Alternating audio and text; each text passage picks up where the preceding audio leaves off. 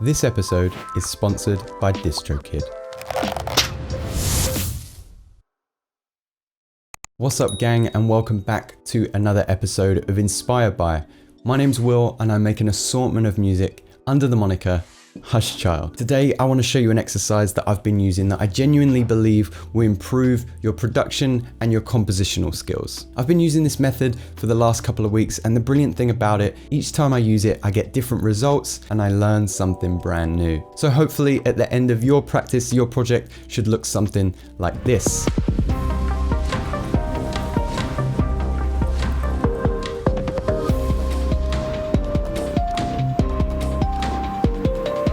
Now, before we get to the application, let me show you where today's inspiration came from. So this channel is called Punisher, off to a good start. And as you can see, it's about all things VFX. So there's not much music here, but it doesn't mean it can't help us. You see, the thing that piqued my interest was this. It's a compilation of 2,400 artists in competition with each other, all using the same base model skeleton. The brilliant thing about this is the artists all have the same start and end time, and the frame changes about every 6 seconds. Every 6 or so seconds, you're getting brand new inspiration to create a track. I realized that this was brilliant for practicing composition because we could probably put that into the Ableton page and figure out what tempo and time signature the frames would change. Let me show you my process for getting it into Ableton and then composing for it. I've also left the Ableton template in the description below and for my patrons, so that when you transfer this video to Ableton, you can immediately line it up inside the project and get to composing straight away. I would suggest muting the video and then using something like OBS or QuickTime to capture the window playing. Then all you have to do is throw this video into full screen. Don't even worry about choosing a clip. Just choose your favorite number from 1 to 10 on the keyboard and hit that button there. That's going to take you to a random clip of the video, and that's a brilliant place to start your composition. So maybe I would hit the number 4. I would capture the next 4 artist renders, and then I would stop the video capture. Another reason why I liked using this for practice, it works really well in a 6/8 time signature. You can do it in 4/4, but it just means that the frames won't change at the end of a 4-bar loop. They'll change at the end of a 3-bar loop, which can get kind of funny. So this is how it looks when we play it with the metronome.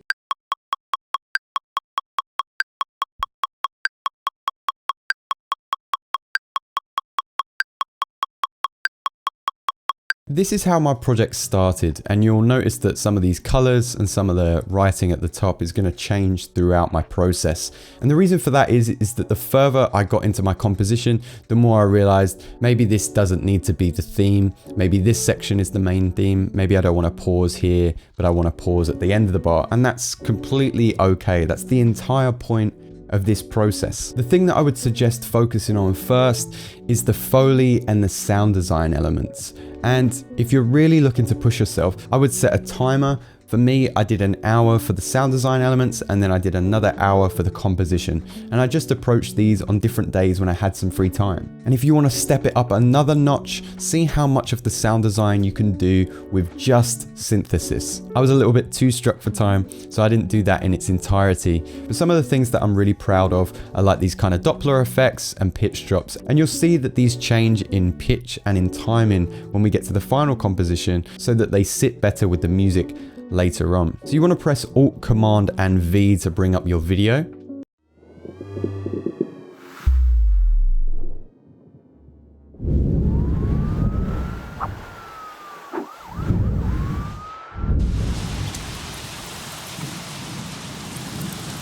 So once I'd added all my Foley, it came time for composition. But I didn't want to dive straight in to add in a bunch of instruments. So I created one MIDI track with the basic electric piano, which I could compose my melody and look at the kind of theming next to the film.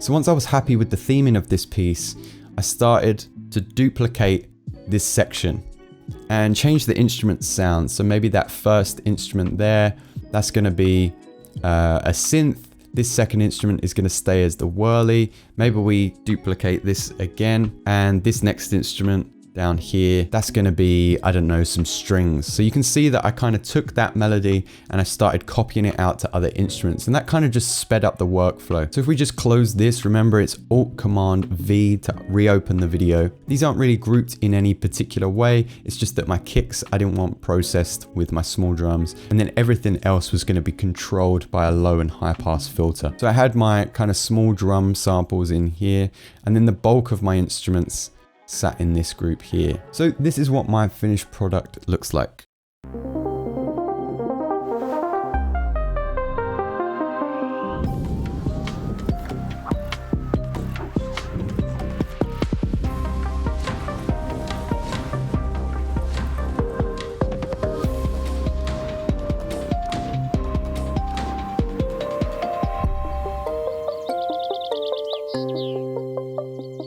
By far not my best piece of work that I've ever created, but I've definitely learned a lot of new things about production, which was the whole point of this exercise. It also lends itself really well to being starting points for future projects as well. And you know what I need to do when I finish that piece of music? I need to release it on DistroKid. So let's have a few quick words from our sponsor. Yes, this episode is of course sponsored by DistroKid, and DistroKid helped me get my music on all of the streaming platforms. Just recently, I finished a track and members of my Discord wanted me to release it. Now, normally releasing your music can cause a lot of stress. You have to have your music ready months in advance, get your artwork ready, and that you have your genre, your bio, everything ready way before your release. And that could mean that you kind of fall out of love with that release by the time the date comes around. When using DistroKid, it made it super easy. I uploaded a track on Monday, created the artwork, and already have everything ready to go for tomorrow's release. And I did it all within about 10 minutes. All you have to do is drop in your WAV or MP3, write in the required fields, maybe upload some artwork. If you don't have animations for Canvas or promotion materials, DistroKid can take care of that as well. So why not make it completely stress-free and release your music with DistroKid? If you want to get 7% off your first year, use the link in the description below. I don't think today was the best track that I've ever created, but not everything you create has to be something you will eventually release. Sometimes you can create just for the sake of creation and learning. And I just love using the number keys on the keypad to just get random inspiration and just hit the ground running. Let me know what you guys think of this practice method, and if you want to share any of your creations, why not do so over on our Discord? The link is in the description below. Let me know, as always, what you want to see in future episodes. Give it a like, subscribe if you haven't already, and I'll see you next time.